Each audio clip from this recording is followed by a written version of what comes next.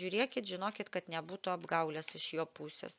Nežinau, kokios apgaulės. Ar apgaulės dėl to, kad turi kitą moterį, arba apgaulės dėl to, kad kažko nori iš jūsų. Suprantat, gal kažkokių dalykų, gal jūs kažkokiais kitais visai dalykais gyvenimiškai su juo susiję ir jisai nori kažko iš jūsų, kaip atrodo, suprantat, gauti, atgauti iš jūsų. Gal čia skyrybos pas kažką vyksta. Ir vyras kaip ir kantriai labai taip nori vis dėlto, kad jam pasisektų, labai nori. Jisai jaučiasi šiuo metu, vat, jūsų situacija, kad, žino, už kurios virvutės patraukti, kad viskas būtų taip, kaip jam reikia. Vat pagalvokit apie savo vyrą ir būkit, aš tik sakau tai, ką rodo taro kortos.